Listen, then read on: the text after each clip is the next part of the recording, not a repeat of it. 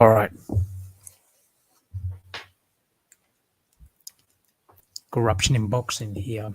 Just want to wait for somebody to let me know if there's any audio coming through.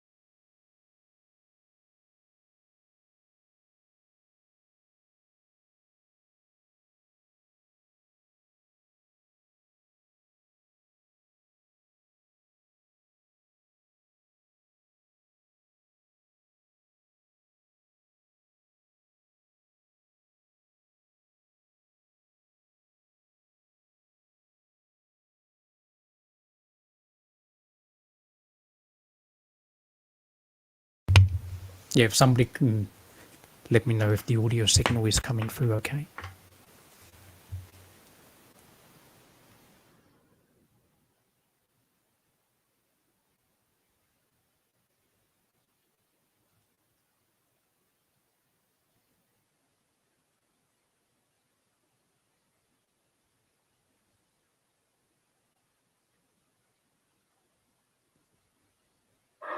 When Bet365 was created, we had a simple vision.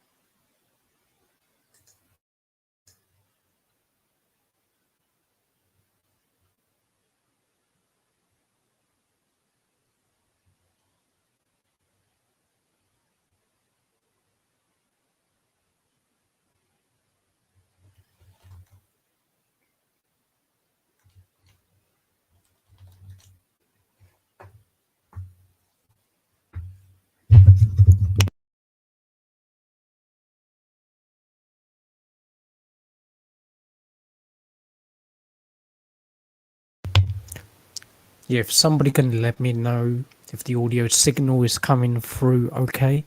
And then I'll proceed with the breakdown of the fight on Saturday.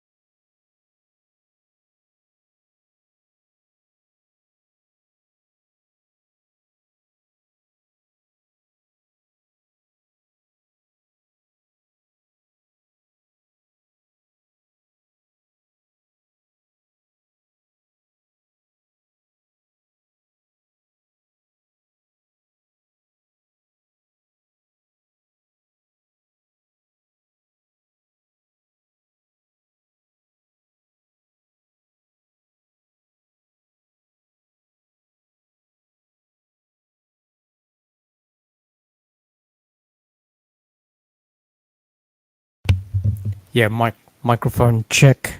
Any audio?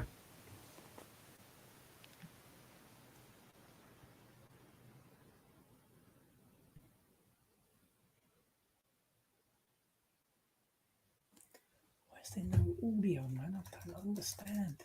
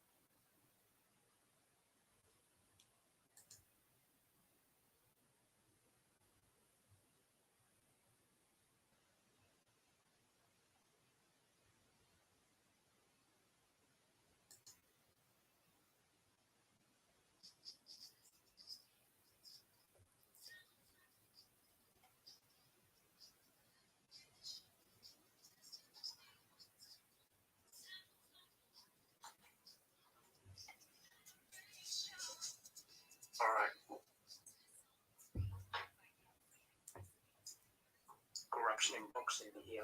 Just want to wait for somebody to let me know if there's any audio coming through.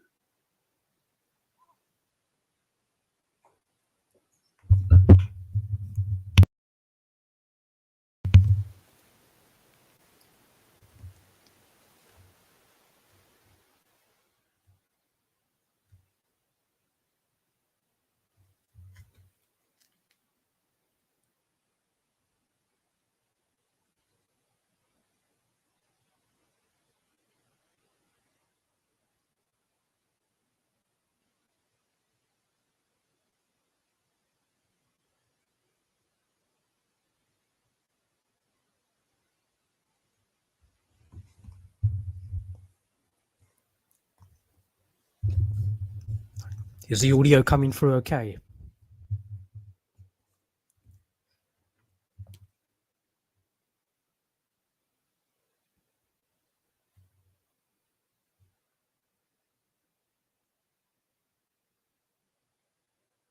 Official, I can see you in the chat. Is the audio fine?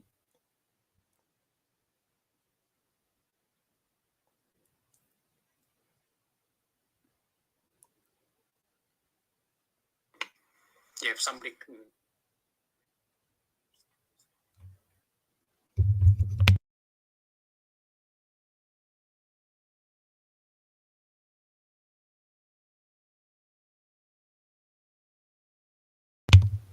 All right, no problem.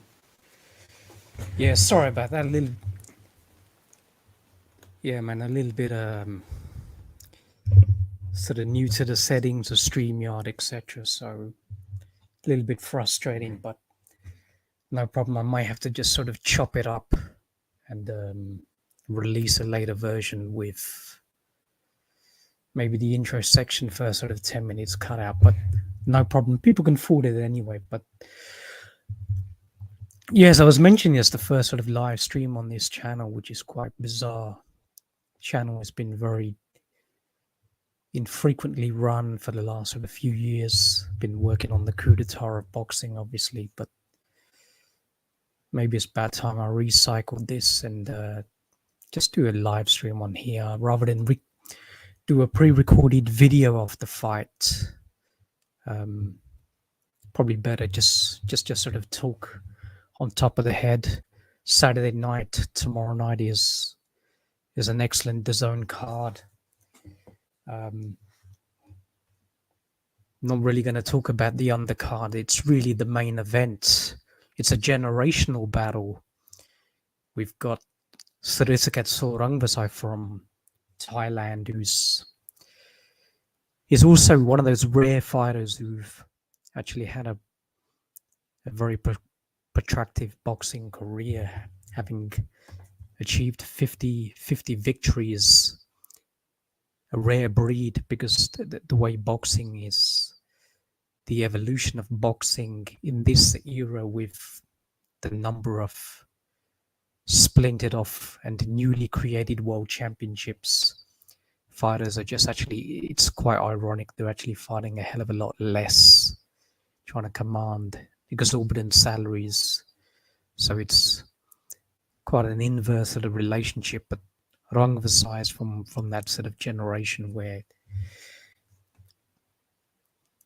he was first in Muay Thai and then made the change, shifting to Japan, and really got thrown straight into the deep end. But he's persevered. He's had a lot of fights, Japan, Thailand. Plus he's now traveled to the United States, etc. So he's done very well with a strange sort of transition, but he's still going. 50 fights, I think 5 defeats, 1 draw. Former 2-time WBC super flyweight champion, and on paper he's had victories against 2 pound for pound top 10 level caliber fighters. The circumstances regarding the Gonzalez wins I've talked about previously. I felt he'd actually lost the first fight. So if that fight was adjudicated correctly, there wouldn't have been a rematch. But in the rematch, he ended up knocking out Gonzalez, who had a sort of an indifferent sort of preparation and mindset coming into the fight, having lost his trainer, and he clearly didn't look like the Roman Gonzalez pre-Rungvisai, and the Gonzalez who, after his sabbatical, subsequently has come back re-energized. A vulnerable fighter, and in deeper bereavement of his trainer dying as well. So it's not really a fight you want to take against a prodigious sort of front foot pressure fighting power puncher who's just looking to tee off and being extremely buoyant by the victory on paper in the first fight, and hence winning his maiden winning the WBC championship outright, rather than a controversial sort of stoppage with Quadras on cuts, etc. So, but he's up against Jesse Bang Rodriguez, who is personifying what a true pound for pound level fighter is. It's just his 15th fight, 23-year-old fighting in San Antonio, Texas, his home state, having just lifted the world championship, beating one of Rungvisai's previous opponents and former WBC champion Carlos Quadras, taking the fight on very limited notice after Rungvisai was due to fight Quadras, having given the opportunity following Estrada being elevated to franchise, which is convenient, so he would avoid Rungvisai for the third time. And Rodriguez having signed a deal, an international co-promotion deal with Eddie Hearn. Essentially, he's a Tekken fighter from Japan, but internationally Eddie Hearn manages his fights, specifically in the United States, or whether the fight's going to be in England. So Rodriguez was contemplating going back to 108 pounds, but why not remain at 115? He's looking to clear up the old guard, just deepen his resume, and then hence he can proceed with potentially mega fights with a Gonzalez or an Estrada, which would be unification fights. So quite a dangerous strategy, but it's a refreshing attitude, something which is not ubiquitous in boxing these days, and hence the reason why I'm actually only focusing on this fight. Having looked to both of the guys on the weigh-in, both of them looked in magnificent shape. I think both of them were 114.6 equal weight. Rungvisai had a long training camp. You could see the definition in his arms, his biceps, triceps, stomach, upper body. Looks big. He's got the big calves is where the power is generated from. Looked in very good shape. Didn't look dry. Looked sufficiently rehydrated on the scale, so it doesn't look like he's cut a lot of weight in the last week just to make 115. It looks like he's progressively come down, and he's notorious for having 4-month training camps. Not sure whether he's had a 4-month in this one. I gather not. I think the fight was only announced a few months back, so maybe prior to that, given that his fight with Quadras was cancelled, so he was in training preparation for that. So I guess he's pretty much maintained his weight. He's just managed to calibrate his training camp without overexertion or just burning out, just phasing it down and then picking it back up again once the Rodriguez fight was signed and he had a clear agenda in front of him, and then he can just bring in sparring. Now, the interesting thing about this fight is that Rungvisai hasn't fought a southpaw for around 7-8 years. The last southpaw he fought actually had 55 defeats, which is crazy. I mean, not ideal preparation. And I think this might be Jesse Rodriguez's first southpaw as a professional. So it's going to be who's going to be able to adapt to a southpaw very quickly. That's going to be the factor. Srisakat does have the option of turning to orthodox if the two styles do not gel together, but it shouldn't be a problem because Rungvisai is not one of those fighters who's looking to get lead foot control.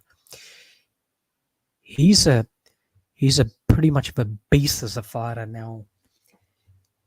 He's very upright for a 5'3" southpaw. He gets a very good sideways on profile, but he's not one of those fighters that uses his guard to block and parry punches.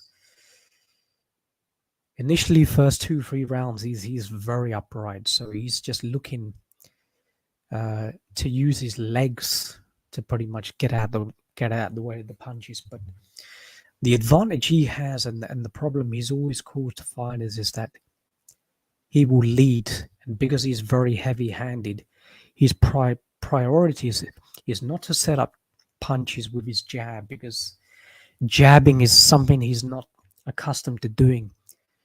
He's a very untextbook southpaw fighter, but very effective. He kind of makes adjustments on the fly in the ring. It may not even be it may be a very homogeneous strategy in every fight, but it's effective. He has very good timing, and his speed through the punches can be quite explosive. What he'll do is he's better off at long range. And what previous fighters, the mistakes they made, and specifically Juan Estrada, was that he allowed Rungvisai to actually operate at long range, where he could actually lead off with either swiveling right hooks or straight left hands to the body. He'll work up and down. He'll go head, body. So initially it'll be power punches, single punches in the early rounds. And the problem with that is that given that he's a ferocious puncher, because he's aiming at the chest, it doesn't matter where the punches are hitting gloves or arms. They're doing damage, they're hurting the fighter, and they're becoming reticent. And that's what happened with Estrada. He got hit in their first fight with lead left hands to the body and head. He felt the power straight after the first round. And his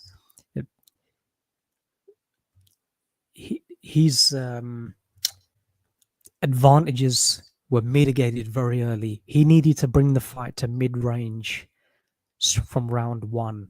But given that Rungvisai was leading and hitting him head and body with lead left hands, sometimes he does an unexpected swiveling right hook that you don't actually expect. He'll go off balance as well.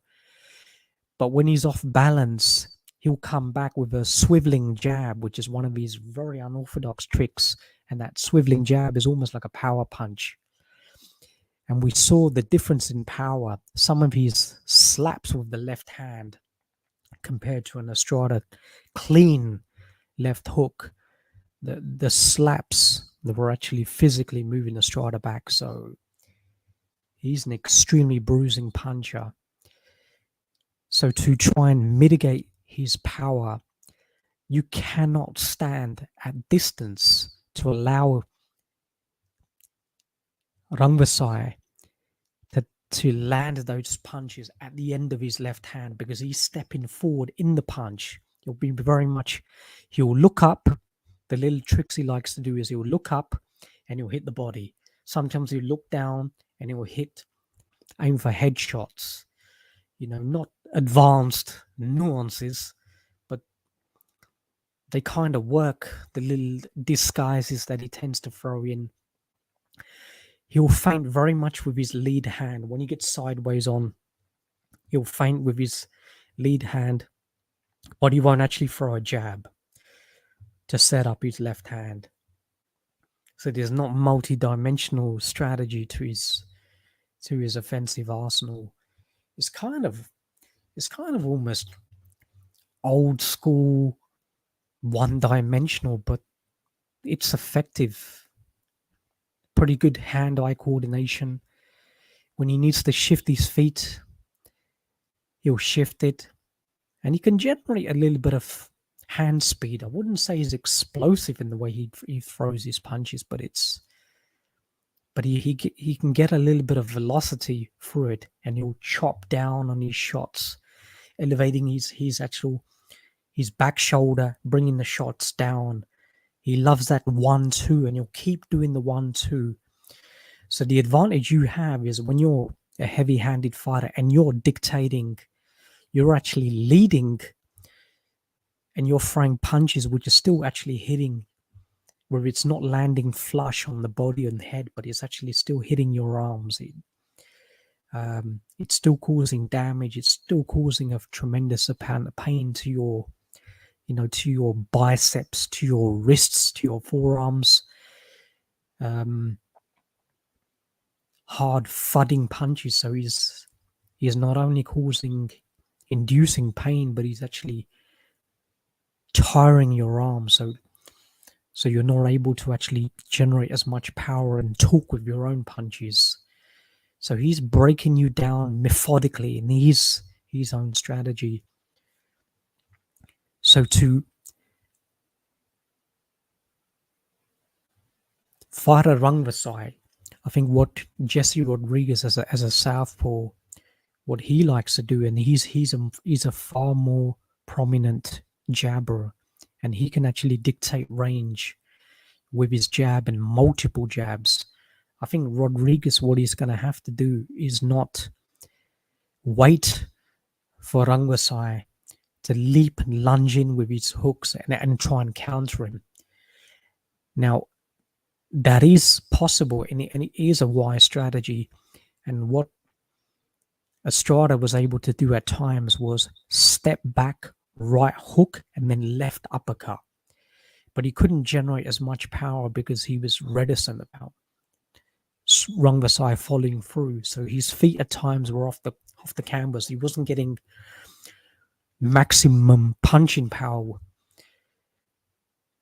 But with Rodriguez, he can actually land that uppercut, and he can land the uppercut from a counter punch, which he was doing against a Quadras. And I think, given that he's an explosive puncher, the added speed differential that he's going to have is going to allow him to punch, I think, a little bit harder on the counter than what Estrada was able to do against Rungvisai. So with Rodriguez, I think he's going to have to try and bait him in with his jab, 3-4 jabs, and he likes to sort of change the levels on his jab. You'll keep that arm actually extended out. It's actually not a hard jab, but it's a probing, visually blocking jab. He's going to be trying to look at Rungvisai's feints, and if he can preoccupy the lead hand rather than Rungvisai using a snug guard to try and block the jab, I think Rungvisai is going to be very irritated by that jab in his face. He's just going to be leaping in with that left hand. Now, whereas Estrada was just sort of shifting back 1-2 steps, Rodriguez is known to do a hard pivot, both on his front foot and on his back foot when he's counter-punching. And he's going to hard pivot to the side. He's going to have to hard pivot to his right-hand side, to Rungvisai's left, to try and avoid the big booming left hand coming in. And Rungvisai will vary that left hand. When he fires the 1-2, he'll actually chop down with the left hand. So it will be almost temple shots coming down. But when he's firing the straight left hand, he'll aim for the solar plexus, center of the chest. So if you're dipping down, the punch is going to land either on the top of the gloves or on the top of the head, as it was doing with Roman Gonzalez. Or it'll be punches straight down to the solar plexus, as it was with Estrada. Pretty accurate punch. So Rodriguez, if he's going to try and just try and take a few steps back to try and avoid the left hand. Not wise, because Rungvisai likes to leap and lunge in, and if he's connected with his first left hand, he'll keep firing the 1-2, 1-2, 1-2, walking you right back. It's going to be hard for somebody to try and exchange with him, given that he has the punching power. He'll walk through. He'll absorb the punches if he has to on his temple. He'll bring his head down, top of the head, to try and protect himself. Yeah, he might bring up the guard as well. At times, he'll try and use his lead hand to try and parry the punches, but he'll walk through the punches to deliver his own. And he can actually counter punch as well. At times, he was actually making Estrada lead, and he was countering with his own after the first 3 rounds when Estrada was trying to cut the distance and try and lead.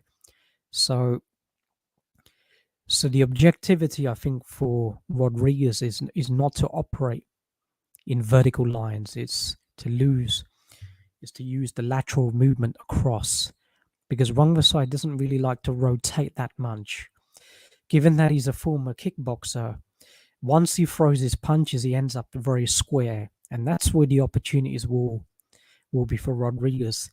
If he then can get his lead foot on the outside, then what he was doing with Quadras at times, then he can open up when he creates those angles, then he can work his fast, explosive punches, chopping right hands, but his uppercuts to the body, I think, are going to be money punches. But he's going to fight. He's going to have to fight at mid-range, and he's going to have to fight at times on the inside.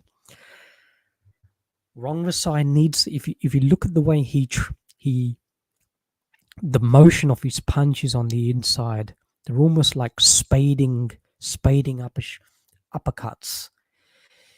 He's not the best at shortening his punches. He's a guy who needs a bit of space to generate that leverage for himself. But he doesn't do that from a stationary position. You can work with speed, with hand speed and combinations. And that's the advantage that Roman Gonzalez had when he beat him in their first fight. Well, according to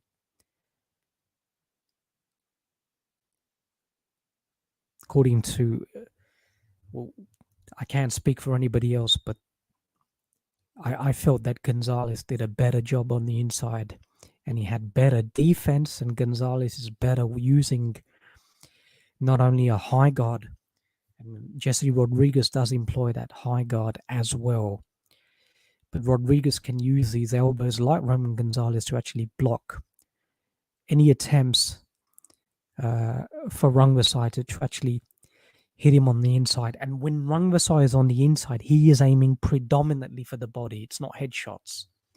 And he's looking for uppercuts and hooks, heavy hooks to the body. And I think Rodriguez actually had a lot of experience with that, with Quadras. That's what Quadras was doing as well. And there was some pretty ferocious exchanges and a hell of a lot of low blows from both guys as well on the inside. But I think Rodriguez actually took the Quadras punches pretty well, and Quadras, he can bang both head and body. He's a very sort of likes his little flurry combinations in and out at times, real stepping in, step out on the back foot. He likes that right hook, left hook, and he was giving Estrada a lot of trouble with that. But with Rodriguez in the second half as well, when he was actually really targeting the body, that's where Jesse was starting to use the ring a little bit more and sharp shooting from distance. So he kind of has definitely more dimensions. He can punch on the fly, and I think that's going to be, and not only on the fly, but I mean when he's actually circling the prey, not only defensively to get away from a fighter who may be relatively flat-footed and sort of one-dimensional and just operating in sort of adjacent lines. But so Rodriguez will actually not, he doesn't have to use his pivots, but he will actually step and circle and then just use he kind of reminds me a little bit of like the Kazakh at 160 pounds is Janabek, who's causing a lot of fighters a hell of a lot of problems, and he's led to Demetrius Andrade actually vacating his title and moving up weight. Clearly, well, he claims not to avoid, but whatever the reason, whatever his proclivities are, but it's a pity. But Rodriguez, in his explosive sort of lead punching, is very much like a Janabek.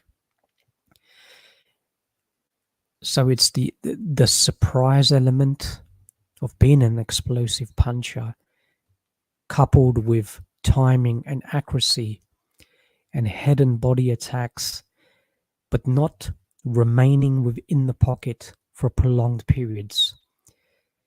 That's what he's going to have to do. It's not advantageous for him to stand and actually trade with Rungvisai.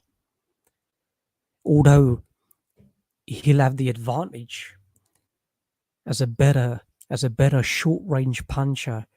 But Jesse as well, I think is not better sort of inside the pocket. He's had problems in the past doing that. So whether he's going to have to smother at times, etc. But he's better off his better range is going to be at mid-range. And I think for Rungvisai, it's going to be better firing punches at long range and stepping in to mid-range, where he can just keep teeing off and pushing Rodriguez back.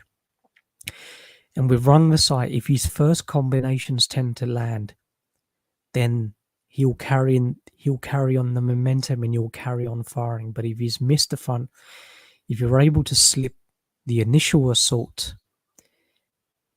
get a prime angle when he's actually off balance, when he needs to reset and readjust his body, he likes to get his lead shoulder in between your shoulder blades, so center on. That's the sideways profile he likes, to try and sort of minimize his heat signature, so you cannot aim directly at his body with lead punches. So it's very much like Jack Catterall, what he was doing with two southpaws. Jack Catterall was extremely sideways on against Josh Taylor. And given that Josh Taylor doesn't have a jab as well, it made targeting Jack Catterall so much harder. And because he wasn't creating any prime angles, he really had to literally change from a 45-degree. And given that you don't have a productive right hand, it made Catterall's task a lot easier. He was able to just to use nice subtle movements to slip any initial punches from a very one-dimensional fighter coming in, not even employing his jab to try and probe and set up and just try and gauge what the fighter's going to do, whether he's going to come with a counter with the first, whether you're going to double jab and see whether he's going to block, or whether he's going to try and exchange with you straight away with a lead punch, or whether it's going to be a jab battle to try and get lead hand control. But Jack was just able to counter him on the back foot and then smother him when. So that's a fight that could be almost picturesque for what Rodriguez needs to do actually in this fight.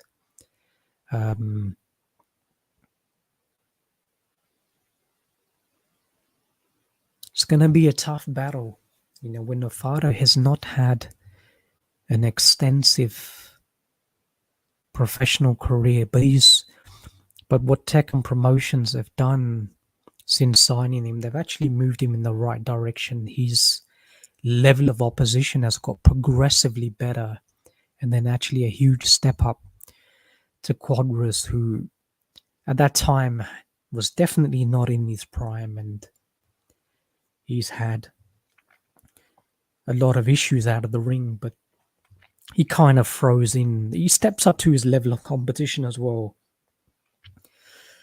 But Rodriguez handled that fight. He made no excuses regarding the level. I mean, the level of fighter Quadras was, but he definitely took a lot of punches in that fight as well. His defense is still working progress, but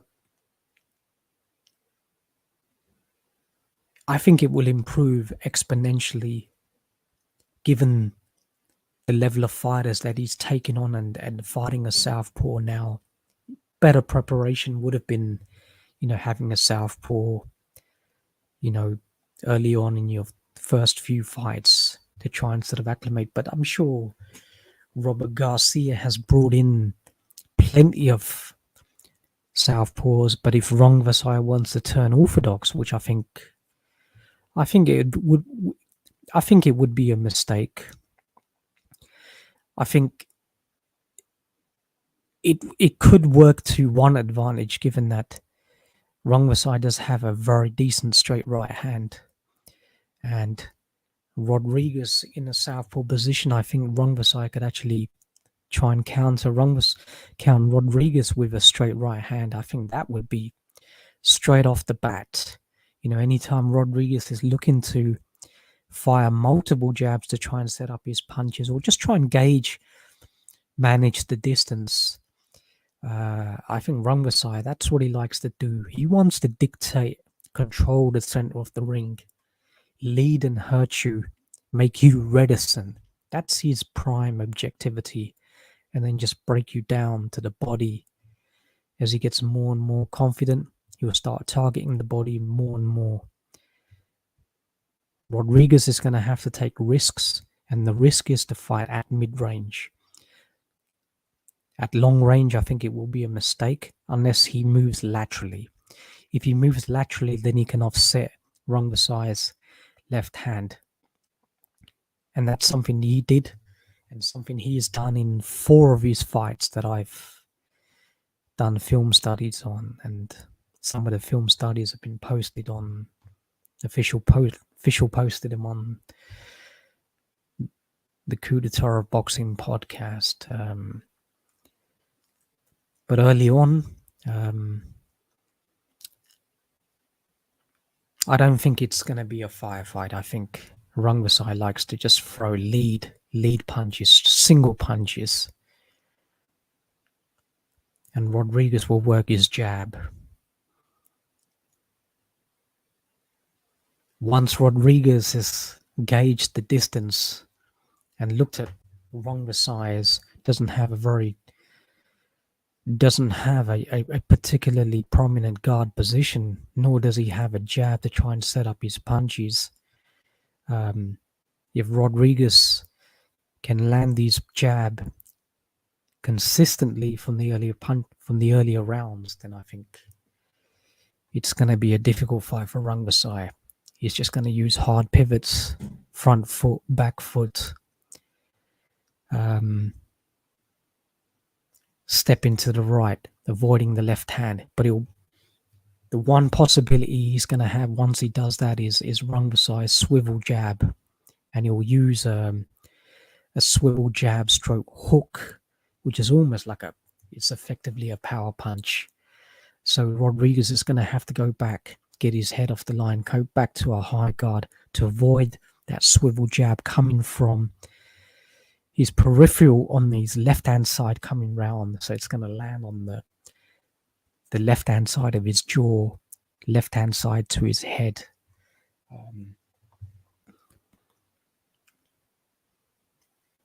Keep the head down, and he does do that reasonably well. Keeps his chin tucked in.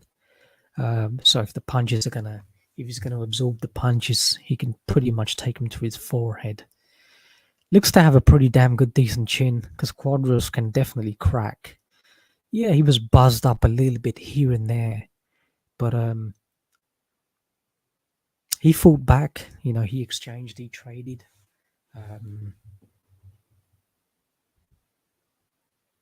Maybe not wise with a Rungvisai, who definitely looks to be in fantastic shape. I think what Iran Diaz did with Rungvisai as well. He actually used the ring a lot more. But in that fight, Rungvisai was using his shotgun punches. So from a crouched position, it was only one of the only. But Iran Diaz was a taller fighter, so using a shotgun jab was actually a wise tactic. But Diaz was actually able to counter him by actually taking step back, chopping right hands, and dropping Rungvisai twice. And that's the problem he has when he sort of leaps in. When he's leaning over and leaping in with that front foot, he tends to be more off balance. But when he's upright and firing his 1-2, you'd find that he doesn't fire himself off balance. So he's actually a better fighter when he's upright, as opposed to when he's crouched and firing shotgun punches, because from that position, his feet come off the ground. Hence the reason why the referee had falsely thought that he actually slipped on his own feet. Bizarrely, the referee didn't see the two, counter right hands that Diaz landed at different stages of the fight to actually drop him. Now, if Rungvisai had both feet on the ground, I do not believe those punches would have dropped him. Diaz was coming up in weight as well.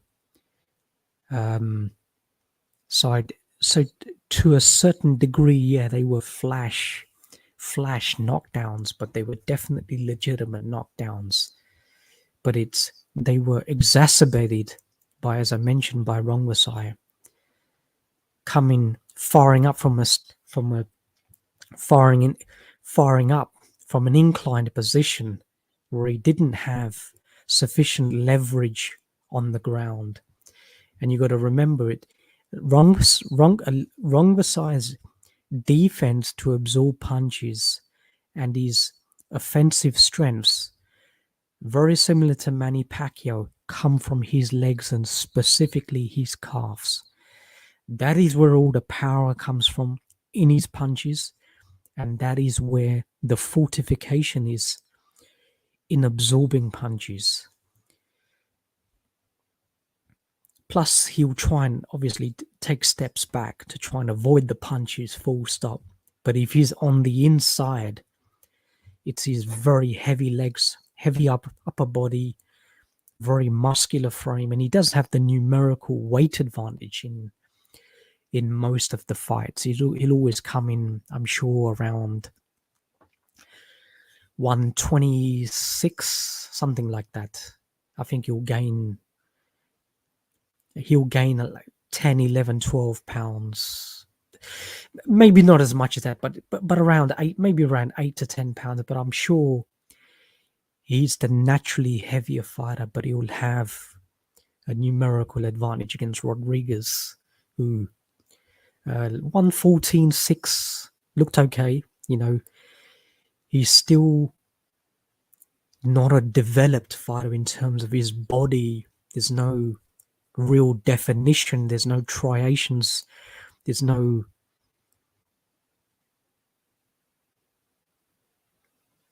abdominal muscles or obliques from a side-on position to look at. He's very much like Inoue as well, who's not really put on that. He's starting to get a little bit bigger now, but Inoue definitely had more of a volume, a cubic capacity from his chest to actually put on muscle, bench pressing, etc. Just try and develop, and then eventually, getting your man strength. So Rodriguez, although his height will be a threshold on how far he can move up the weight categories, but he can definitely expand his chest and his upper body if he decides to fight at, light at 118 pounds, maybe even 122 pounds. And I think that'll improve his punching power as well. So he does have options. Alternatively, whilst he's still developing and still young, and his body has that elasticity, and I'm sure he doesn't put on a hell of a lot of weight, or he can lose weight very quickly, given the benefit of youth, he can move down to 108, even 105, I believe, and acquire, should he wish, world championships. But that's an indication. A lot of fighters, have been doing that. Even Canelo Alvarez, just belt grabbing and then coming back down.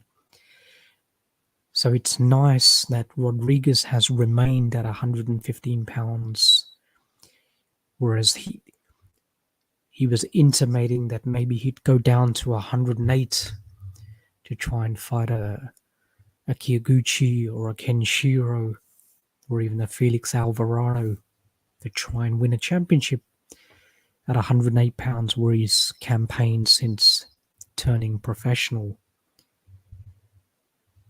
The options still exist, but should he get past Rungvisai, then the big money fights will be there. I'm sure at some point Eddie Hearn would look at potentially a fight with Rodriguez and Estrada, an in-house DAZN fight. If Roman Gonzalez gets robbed for the second time in their upcoming trilogy, I'm not sure if that fight has been signed and delivered, but that's an in-house fight. But DAZN controlled a lot of the belts at 108 pounds. And at 115 pounds, it's a little bit more difficult. Estrada holds 2 belts. Rodriguez's brother holds the WBA regular belt. So he could be a potential mandatory for Estrada next. Now the 2 Rodriguez-Franco brothers are not going to fight for the 115-pound world championship. So that leaves Yoko in Japan. And that could be a terrific fight, given that Rodriguez is a Tekken Promotions fighter. And Mr. Honda could definitely make that fight, old against new, another generational battle. So the opportunities for Rodriguez, should he prevail against Rungvisai in terms of big money, better competition, because 115 pounds is a better division for fights, better caliber champions. You've got 3 incumbent fighters who are in the pound for pound top 10 in Gonzalez, Estrada, and Kazuto Ioka. So no other weight division has 3 fighters within the top 10. So it just shows the level of competition and quality at super flyweight, why it's the best division in boxing.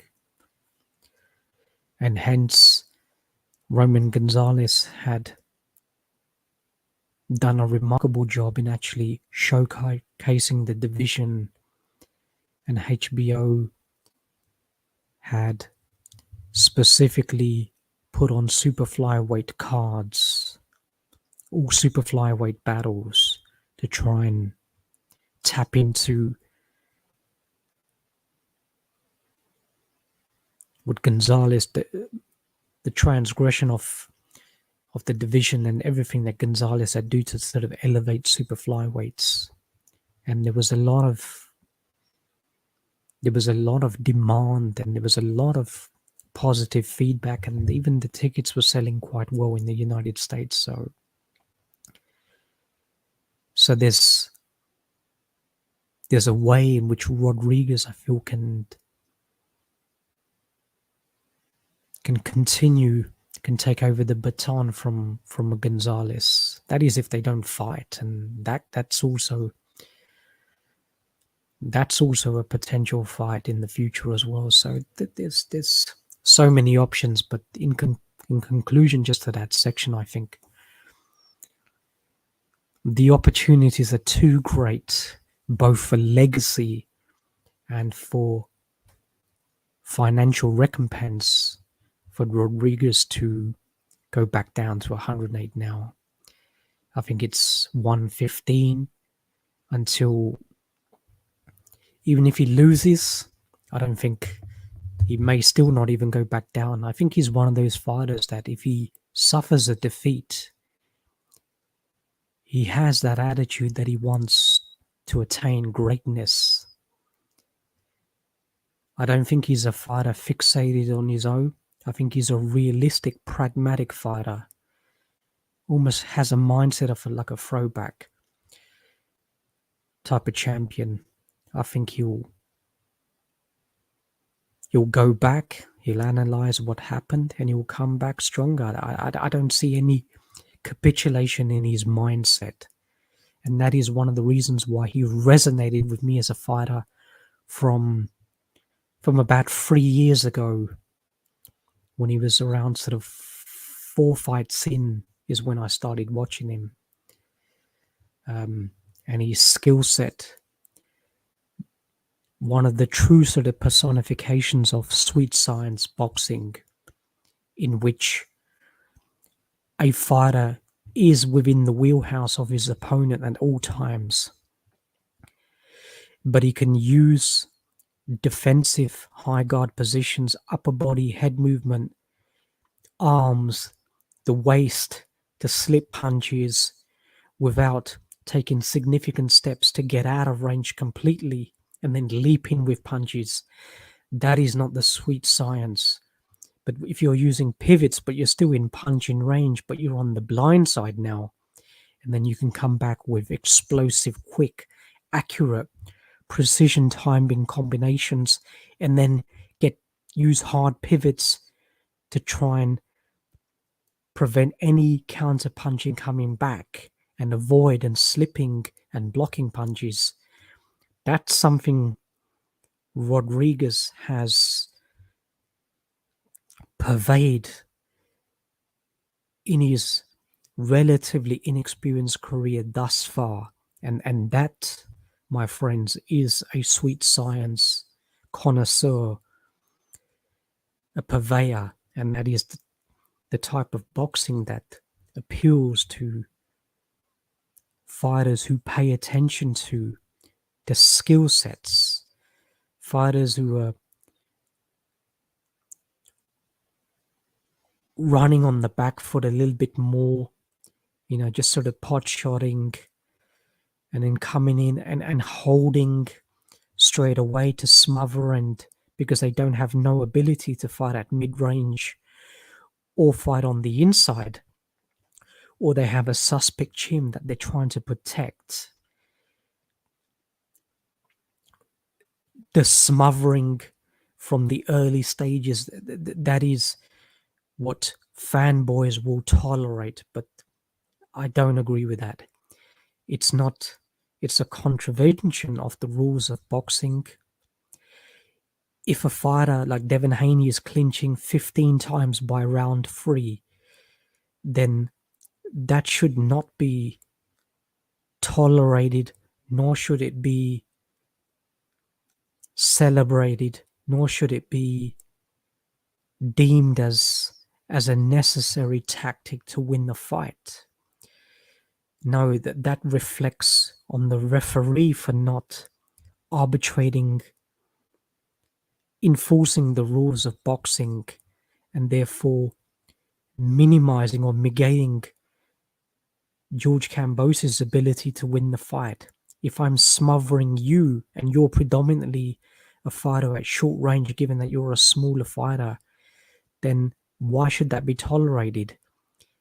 Just because you don't have that ability to fight on the inside, what then gives you the right to totally mitigate, and it could be partially the fault of the opponent to just be a one-dimensional fighter, but if you're totally mitigating his chances of fighting, throwing his arms on the inside, and the referee not enforcing the rules, then I'm sorry, but that is not an exponent of the sweet science. That is an extremely limited boxer who's reticent to fight on the inside, who doesn't have the ability to fight on the inside, just uses his speed and doesn't throw any combinations, just has the advantage of speed and just sort of some decent accuracy and just sort of predominantly jabbing and winning a fight. That's not how world championships, for me, that is not how a fighter wins a world championship. That is a fighter who's afforded a great deal of protection. Quite ironic, given that it was in the opponent's country, but Haney had all of the promotional weight behind him in Top Rank, who were absolutely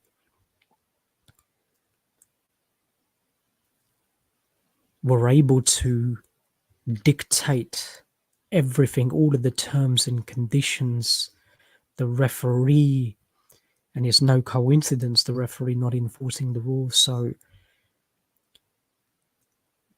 when economics, commerce, and the power of a promoter is dictating the fights and the referee doesn't enforce the rules, then I'm sorry, but that is an abomination of boxing, and that may appeal to some of you guys out there.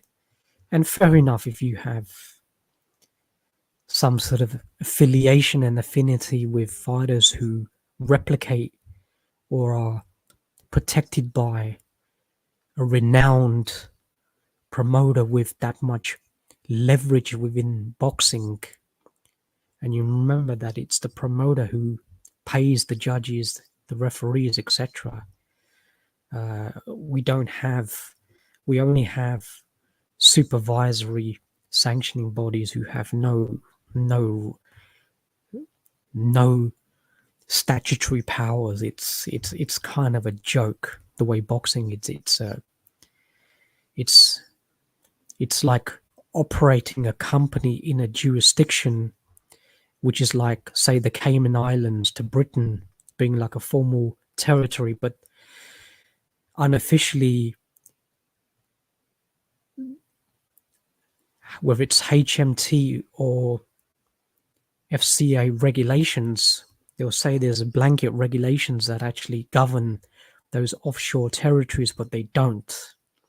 Hence the reason why you'll have populations of less than 1 million, but they'll have, total assets being traded there will exceed around, 700-800 billion a year. So because there's no regulation, and that's the way it is in boxing. There's no hierarchy structure, and there's no corporate governance going from sanctioning bodies reporting in, or any sort of auditing of their records. It's like independent central banks, like, say, the Bank of England, the European Central Bank. The directors of these banks have diplomatic immunity, so you're not going to arrest them for absolutely anything. And the records, the physical records, the paper records of all of these independent central banks cannot be seized by prosecutors or even Metropolitan State Police, National Police, Interpol, Office of Foreign Assets Control, HMT, any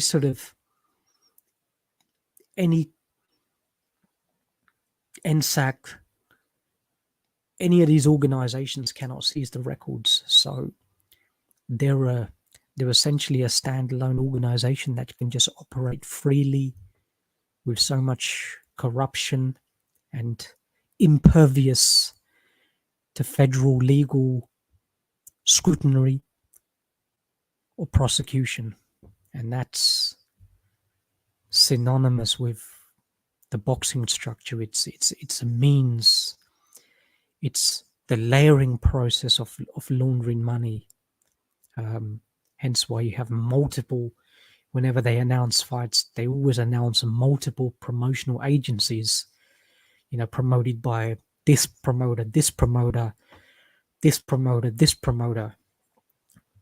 But if you actually have a look at, if you look at any of their returns that they post, etc., it's just ways that in which if a fighter has been promised, say, £5 million purse, they will not pay the actual purse outright for tax purposes. Hence why they will use isometric payment structures and being individual promotional agencies, sometimes operated by the fighters, and they will layer, like with old money laundering regulations when they had 15,000 euros was, if it was a one-off payment, 15,000 euros, then you would be required to show both IDV, identification, and proof of residency, etc. So money launderers would layer, they would break down the 15,000 into £5,000 increments, sometimes done on the same day, but even that attracts attractions because a lot of the banks would have velocity reports, so they could see that a certain individual, rather than do one transaction, he's broken it down into three, so it's a red flag. So they'll break it down in different days, and that's the way promotional agencies are doing it now with boxers.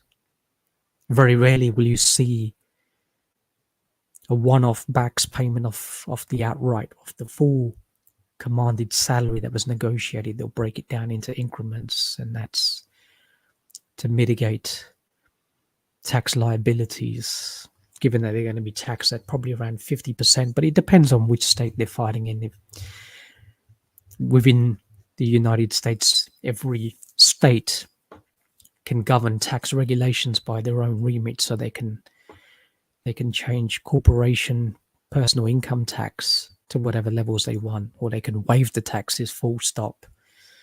And Nevada has a very advantageous tax scheme, but this fight is in Texas, and they also have tax rebates, but it's more for corporate structures. Hence why Los Angeles, etc., is becoming very expensive. A lot of bureaucracy there and tax increases.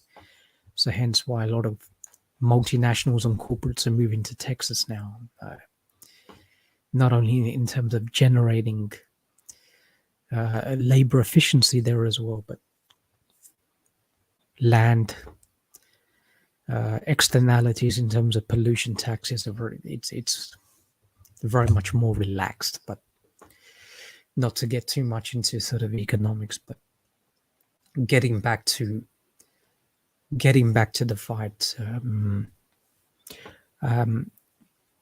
I'm not sure whether Rodriguez is going to have the outright punching power to take Rungvisai out. I think Rungvisai, looking at him, looks in very good shape. I think he's looking at this opportunity as his last gasp world title fight.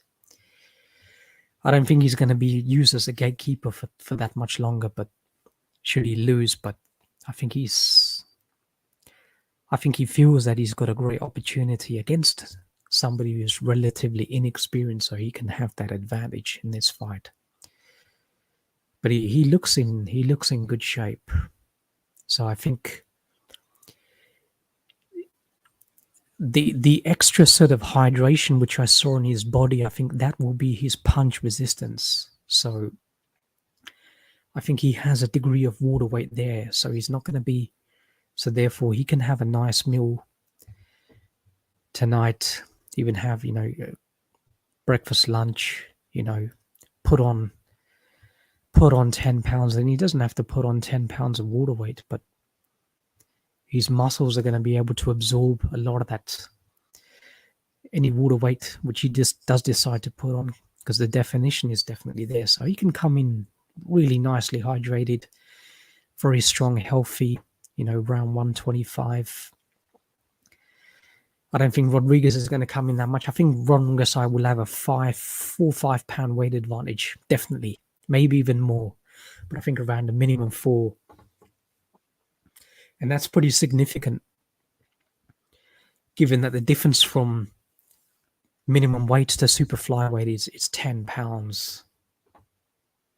So you're moving up 4 weights between there. So a 4 pound weight advantage it's significant. So Rodriguez,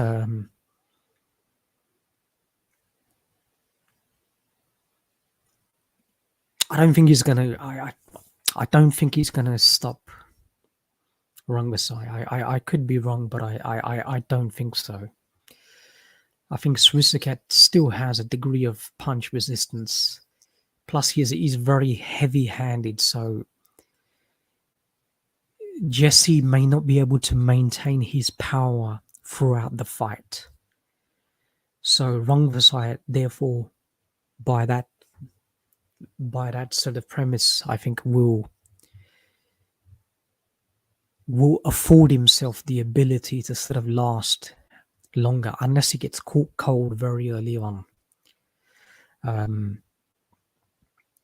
I think it's going to be a very back and forth sort of cagey fight at times. But I think Rodriguez, because of his ability to fight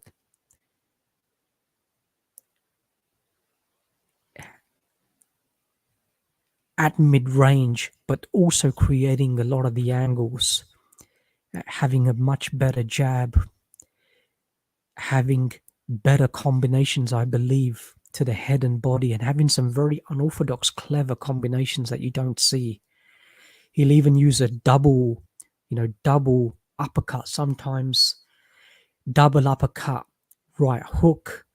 Sometimes he'll uppercut with the lead hand and then double to body after. So very ingenious, unorthodox combinations at times. I think he has a little bit more variety. I think he has much better punch accuracy. The interesting thing in the Estrada fight was that Rungvisai only landed, I think, around 10 more punches than Estrada. But he threw more than 300. So that's going to cause an impression on the judges, because you're the aggressor. So the judges, whether the judges have the ability to differentiate between landed and punches that are being blocked, and Estrada definitely blocked and slipped a lot of the punches. But if you're showing that you're the aggressor, then there's no coincidence that the judges are probably going to side with you and give you the very close rounds. So Rodriguez is going to have to pick up his output, not make the same mistakes that Estrada did. And I think he'll do that. I think he'll fight him at mid-range. And if he's having success, he'll carry on. And if he's able to take the power or block a majority of them, then I think he'll stay at mid-range, but he'll use a lot of angles. And I think his explosive combinations is going to trouble Rungvisai, who doesn't employ that guard. And that's something you must do against an explosive puncher, because how are you going to negate an explosive puncher at mid-range by taking steps back when you're in your late 30s and you don't have the best foot in the world?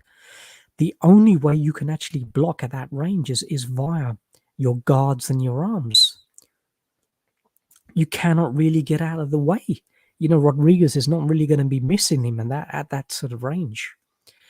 So the lack of fundamentals, proper fundamentals at that range is going to be to the advantage of Rodriguez. Head movement, the little bit of head movement and slipping that Rungvisai has, no. because you can negate that with better combinations. But if Rungvisai decides to keep the fight at long range, that's where Rodriguez, I think, will then use his jab far more, because he knows Rungvisai likes to lead and throw power punches. So that's where Rodriguez will be using multiple jabs to try and prevent Rungvisai from firing lead power hands. And if you can preoccupy him, throw single punches, you're going to get countered. But if you're throwing multiple jabs, the way he likes to do, very much like Alexander Usyk, and that's one of those strategies that he likes to do. Not hard jabs, but probing, annoying, disrupting the guard, trying to pull down on the guard as well to get lead hand control. And the better footwork, especially hard pivots both on the front and back foot to create those angles. Front foot to create for his power punches, back foot to counter punch, uppercut counter punches on his back foot. So better footwork, better lateral movement, better circling and using angles to set up, and better with his jab to control distance and range, but also to prevent lead punching. I think Rodriguez has the all-around better skill set, and I think he's a mature fighter for his sort of almost adolescent, sort of 23-year-old. I think he's got a very good ring IQ, and I think the amount of sparring he does with his brother, Joshua Franco, who's a terrific fighter. Them two spar pretty much 365 all year round. I mean, when you've got that caliber of a fighter, and the world really hasn't seen how good Franco is, but he's getting better and better. And Franco is very honest to stipulate that his brother is just a far more talented fighter. And we know the rivalry siblings have, and to be honest about that fact is almost admirable. But to have that level of fighter to sharpen and hone your skills at all year round, and Franco is a very heavy and he's a terrific body puncher as well, and he's somebody who can turn, can switch stances and go southpaw as well. He's a methodical, really good fighter, and that's very advantageous. I think Rodriguez will definitely have got the better sparring. If Rungvisai's training camp was predominantly in Thailand and then just coming to the United States to acclimate,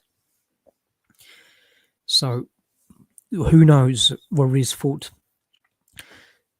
Muay Thai fighters or he fought boxers. I'm not too sure on that, but the caliber of fighters who he sparred against is another.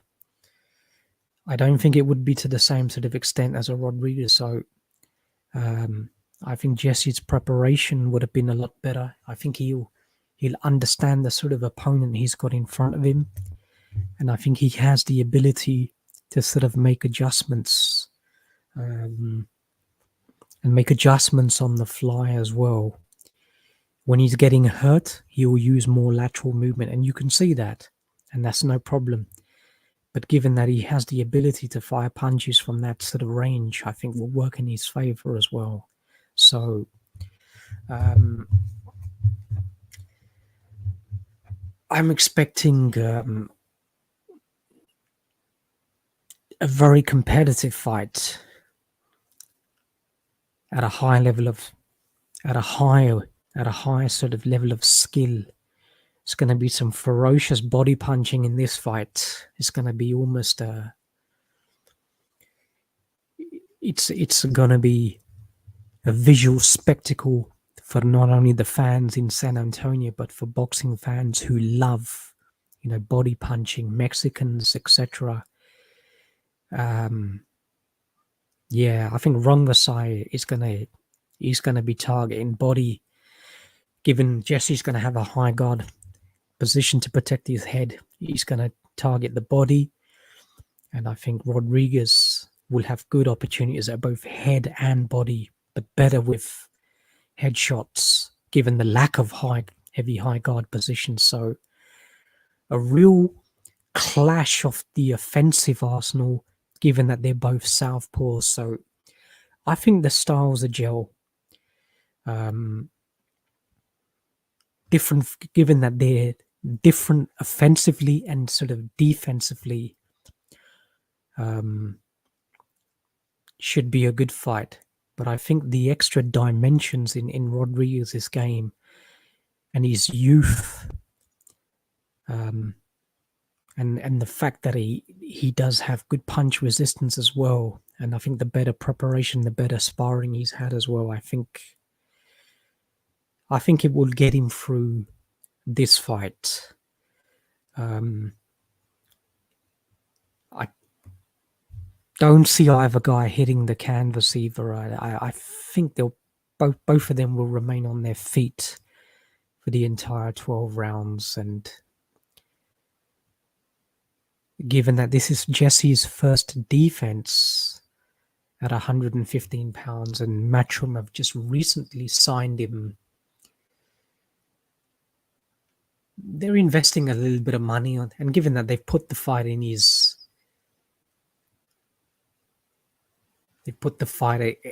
in San Antonio, Texas, where Jesse resides, it shows that they're, investing and they believe in this talent. So any close decisions, then I'm sure, Rodriguez, for a number of those aforementioned reasons, will get the decision. But I don't want to see that. I'd rather see proper adjudication, clear, balanced decision, non-biased, non-partisan, based on hometown fighter, who the money is in. But that is, unfortunately synonymous with Eddie Hearn and Matchroom boxing. So it's going to happen. But I think Rodriguez will have a sufficient amount of punches landed to eke out, a close fight. I think it could be a 7-5 type of fight. I don't see either fighter, having a sort of a dominating one-sided, victory. Yeah, there are possibilities that Rungvisai, with his, very heavy-handed style, could knock out Rodriguez. That is definitely not beyond the realms of possibility. And Jesse could inflict, a knockdown as well. As I said, an explosive puncher, and has definitely respectable power from what Quadras was. And looking at Quadras' facial expressions at sort of punches, and Rodriguez inflicted a knockdown as well in that fight. So yeah, but so he's got, I'd say, yeah, definitely respectable power. I think the punching power is there, and I think he can get better as well as he works on his technique and develops his strength and conditioning. So, but I think around a unanimous decision around the 7-5 is, I think that's the kind of inclination that I'm sort of prognosticating for, for this fight.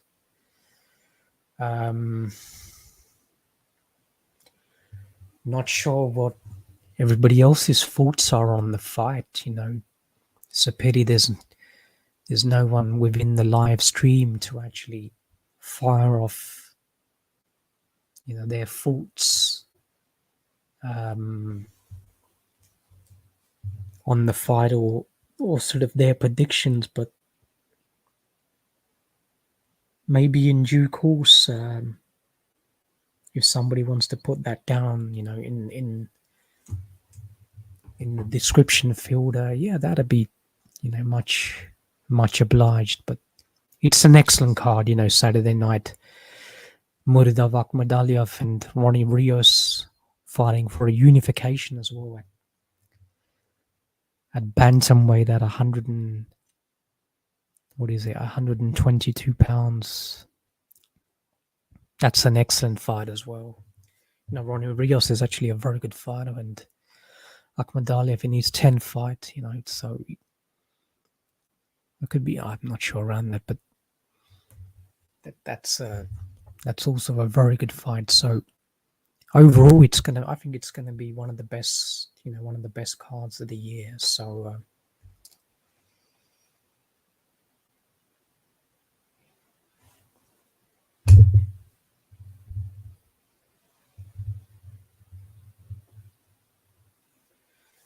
on that note, corruption in boxing, inaugural live stream on the Corruption in Boxing channel after 3-4 years.